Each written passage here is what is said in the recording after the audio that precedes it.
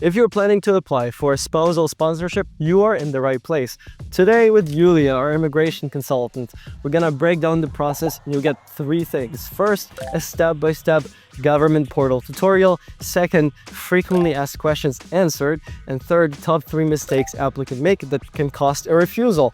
Yulia, are we ready? Yes, Max, but you forgot one thing, the document checklist. Oh, the document checklist, yes. So if you don't want to forget anything, we've put together a very comprehensive free document checklist in the description to this video. Go grab it and let's start the video. Let's do it.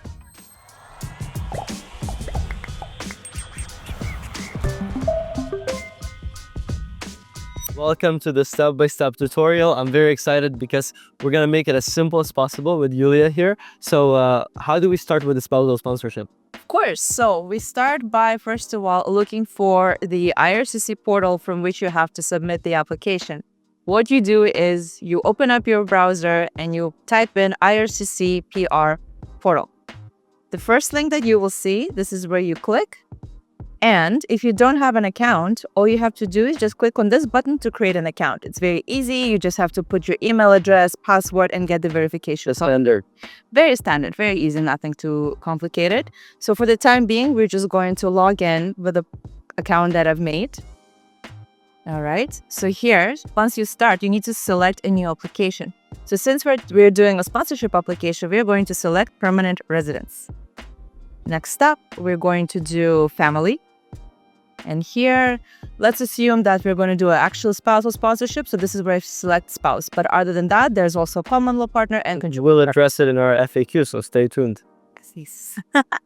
Subcategory. Subcategory is, it depends on whether or not your spouse is actually inside of Canada or outside of Canada because the programs are slightly different. So let's assume for now that we're going to be in Canada and we're just going to call that spousal. Continue. And there you go. Success. Already successful. Already successful. Step 1. Step 2 is to set up your profile. So this is where you just input your personal information. So for the time being, I'm just going to use mine.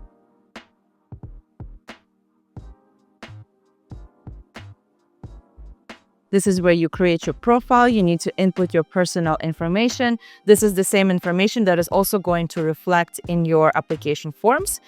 And this is very important right here, spouse, partner, or dependent profiles. Okay, so the most important thing about spousal sponsorship is that it's the applicant who creates the profile. So for example, if I were to sponsor my spouse who's not a Canadian citizen, then my spouse needs to create a profile right here.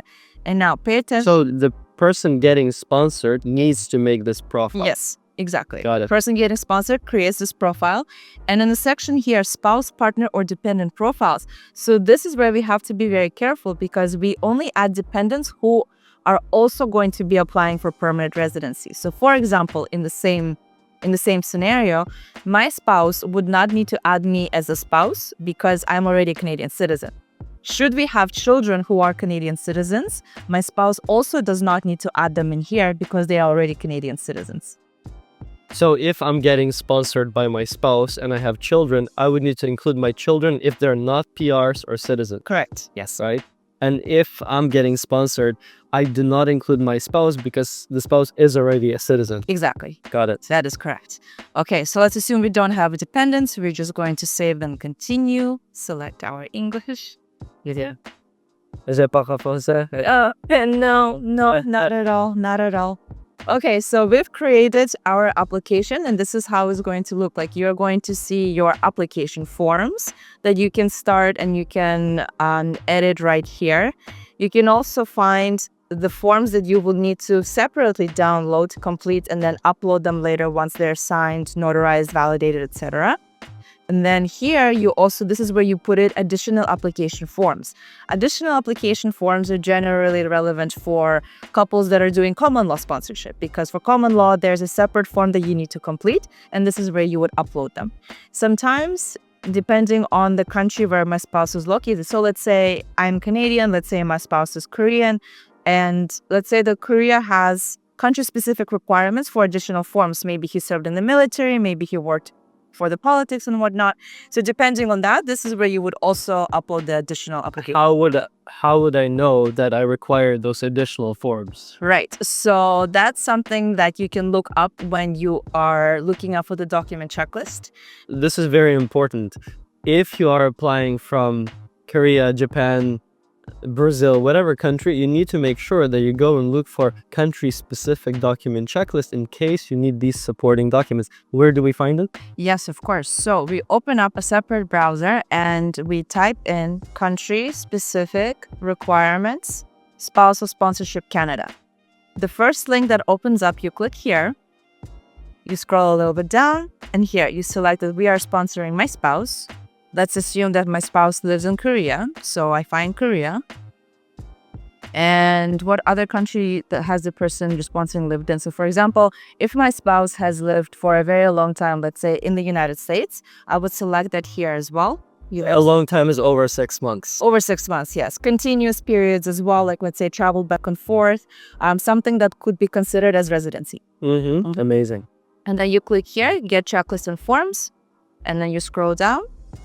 And this is where you would find country-specific requirements. So for example, it shows us right now here for Korea, there are no extra forms. They do require, if the principal applicant, so if my spouse was a Korean citizen, then they must submit a certified translation of a family relation certificate. So that would be an additional document that I would need to upload on behalf of my husband because that is the requirement.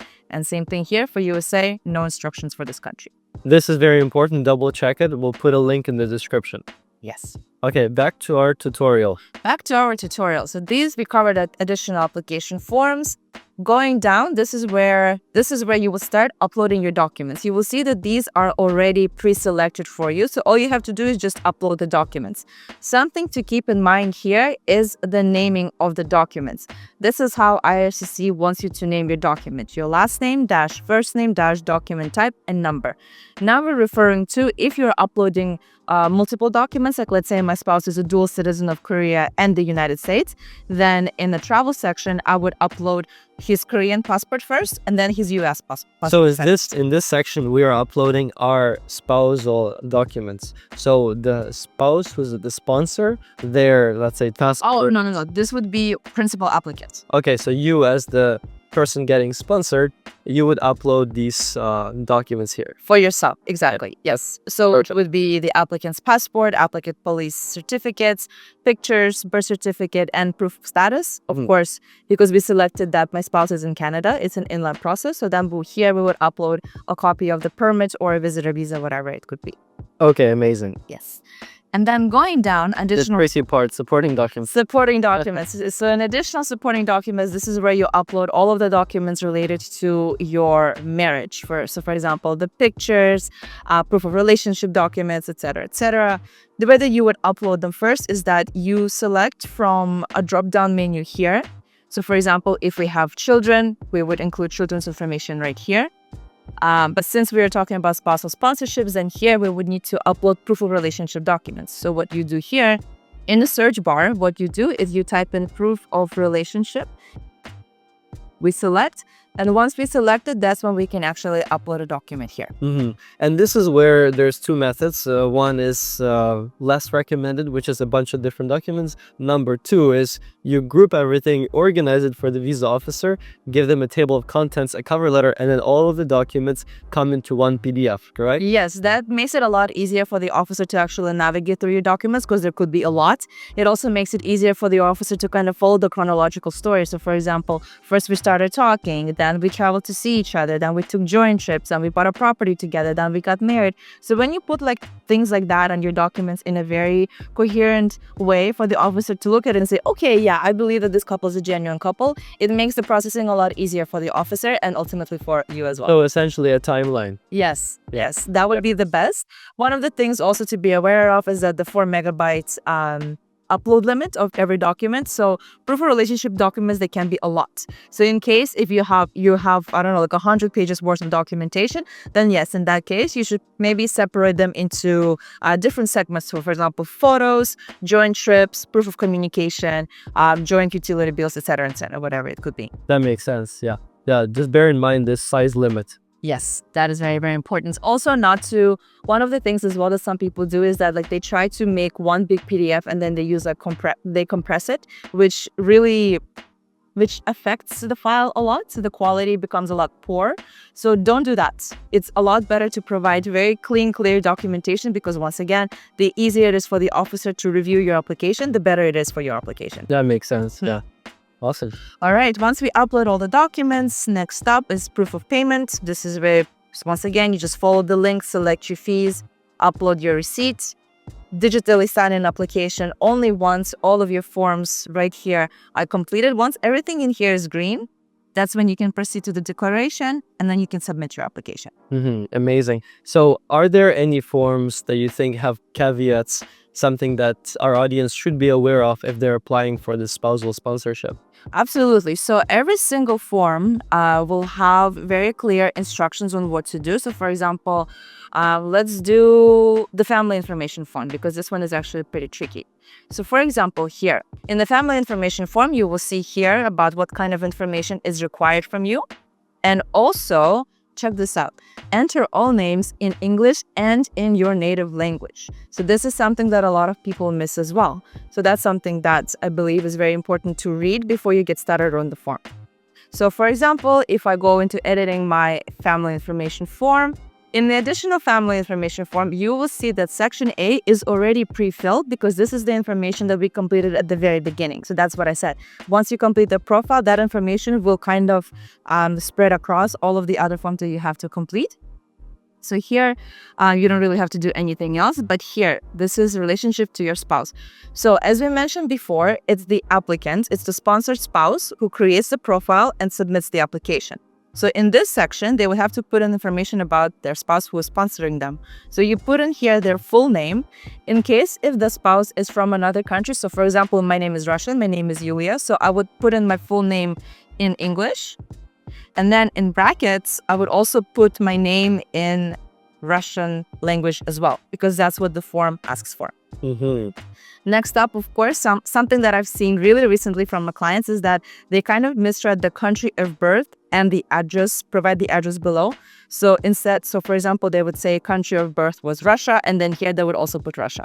So that would be considered as incomplete because here they're asking for the address and here they're asking for the country or territory of birth. Yeah, you need to be careful because there's a lot of these IMM forms. They have a bunch of hidden tricks in them, which could be overlooked. So I would highly recommend if you're considering getting legal help, you can do it with us and delegate to somebody who is an expert at this, like Yulia. Yes, please. One of the other forms that tends to be a little bit more complex in spousal sponsorship processes is the Schedule A form. I'm going to quickly show what it is about. Once again, before you start, make sure you accurately read the information that is presented here. Once again, check this out. Enter all names in English and in your native language as well. This is something very important. So once we go into the form, pay attention here. It will ask separately for your full name in your native language. Here, it will ask information about your father. And for information about your mother, it needs a family name at birth, not the family name that she's gained after marrying into the father.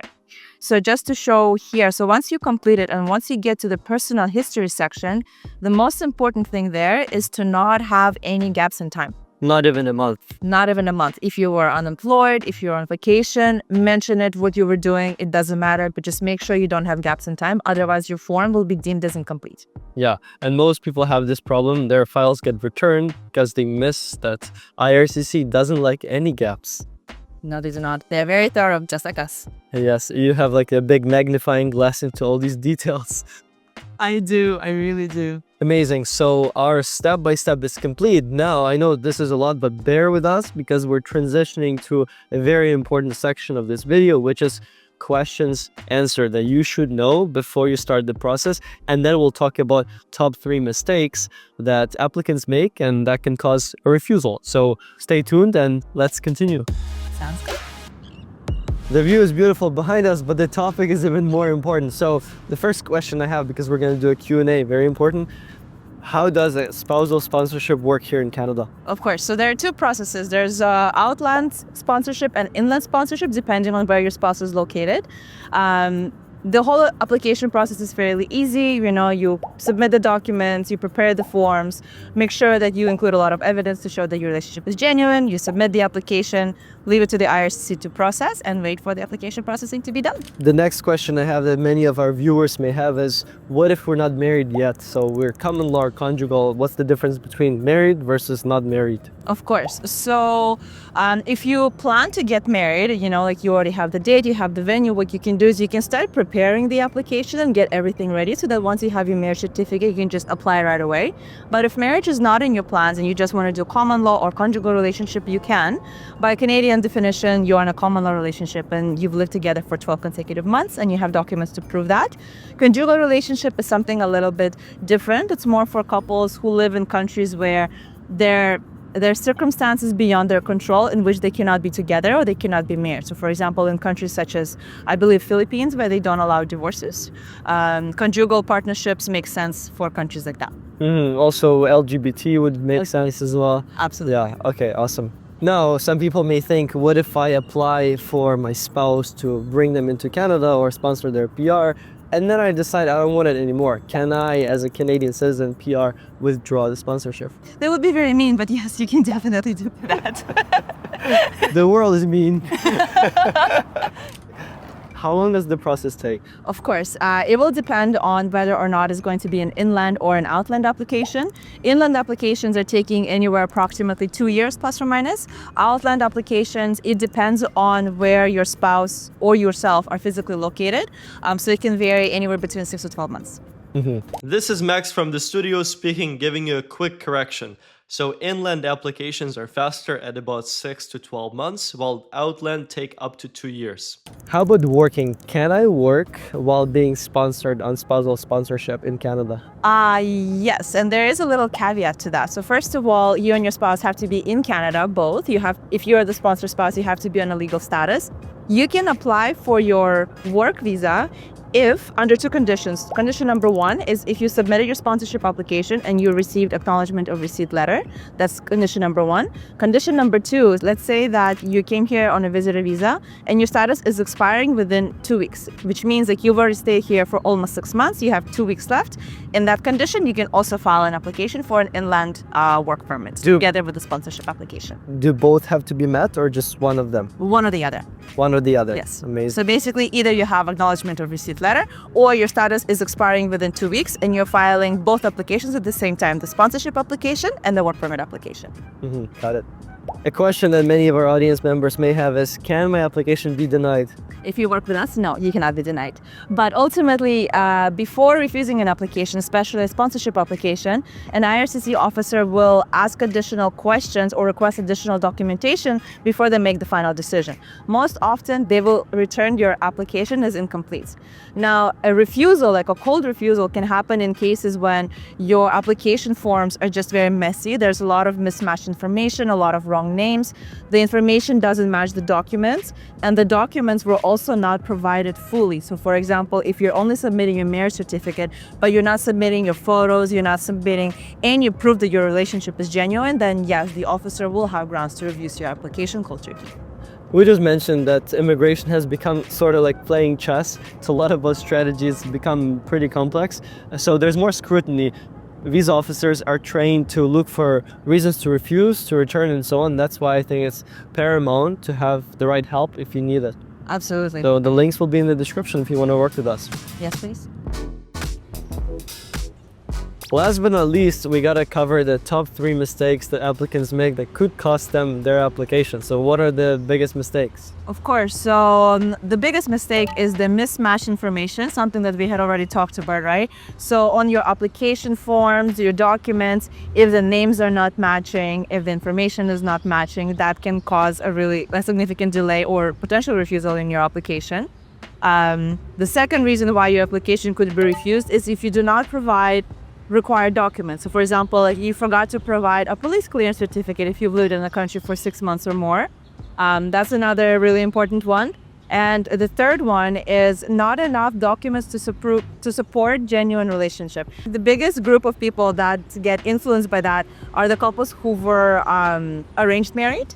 So in some cultures, it's still very prominent. So in that situation, it's very important to explain the cultural context and to provide other additional documentation that may not necessarily be on the checklist, but the documents that can still prove that, yes, you are a legitimate couple, you are married, and you are in a married relationship with each other. Exactly. And that's why I think that legal help is paramount, because there are so many caveats, things that you don't see below the water. An iceberg seems very nice on the surface, but then when you dig deeper, there's tricks that could mean that the officer is not convinced or that something is missing, and you don't want to end up in that situation. Therefore, I highly recommend, if you're looking for legal help, hit the link in the description, book a consultation with Julia, talk about your case, see if you require that assistance in the first place. If you don't, go on your own way. If you do, we'd be happy to support. Absolutely. Yeah. Yes. Thank you so much for the video. What's the last bit of advice you would give to anyone watching who wants to sponsor their spouse?